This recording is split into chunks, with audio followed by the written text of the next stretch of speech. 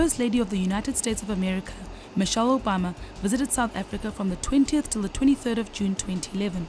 She was accompanied by her mother, 2 daughters, niece and nephew. Mrs. Obama's visit is intended to inspire and empower young women on the continent.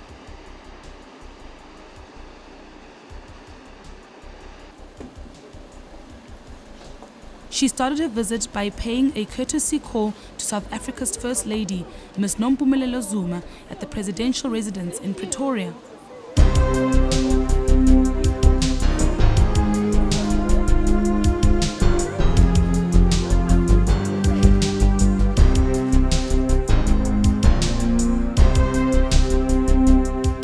The 2 First Ladies shared their common views and interests in uplifting the lives of women and children.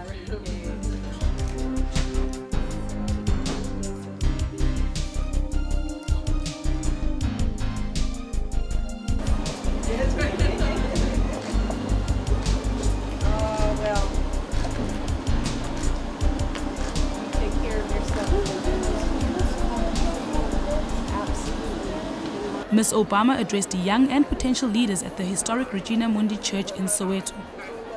Michelle Obama encouraged the youth to show leadership by identifying opportunities where they can make a contribution in helping the needy and the vulnerable.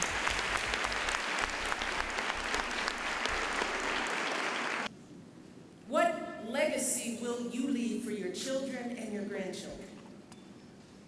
What generation will you be? Now, I could ask these questions of young people in any country on any continent, but there is a reason why I wanted to come here to South Africa to speak with all of you. As my husband has said, Africa is a fundamental part of our interconnected world. And when it comes to the defining challenges of our times, creating jobs in our global economy, promoting democracy and development, confronting climate change, extremism, poverty, and disease. For all this, the world is looking to Africa as a vital partner. That is why my husband's administration is not simply focused on extending a helping hand to Africa, but focusing on partnering with Africans who will shape their future by combating corruption and building strong democratic institutions, by growing new crops, caring for the sick.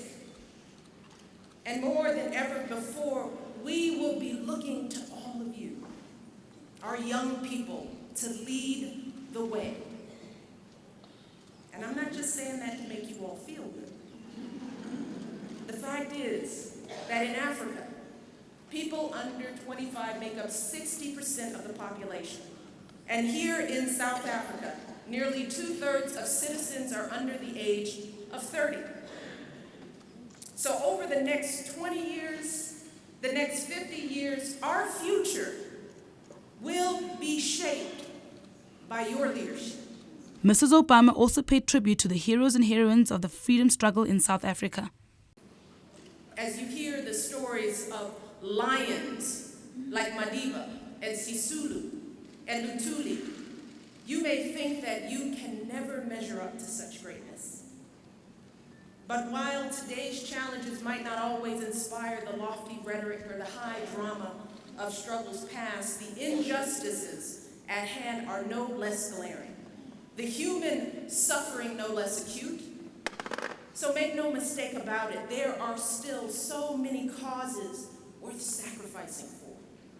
There is still so much history yet to be made. You can be the generation that makes the discoveries and builds the industries that will transform our economies. You can be the generation that brings opportunity and prosperity to forgotten corners of the world and banishes hunger from this continent forever. You can be the generation that ends HIV/AIDS in our time. The generation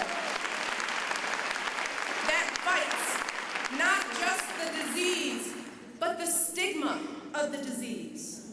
The generation that teaches the world that HIV is fully preventable and treatable and should never be a source of shame. You can be the generation that holds your leaders accountable for open, honest government at every level. Government that stamps out corruption and protects the rights of every citizen to speak freely, to worship openly, to love whomever they choose. You can be the generation to ensure that women are no longer second-class citizens, that girls take their rightful places in our schools.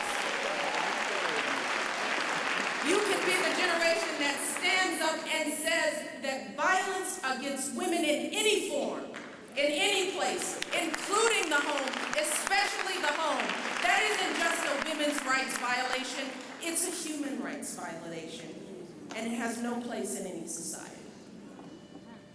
You see, that is the history that your generation can make.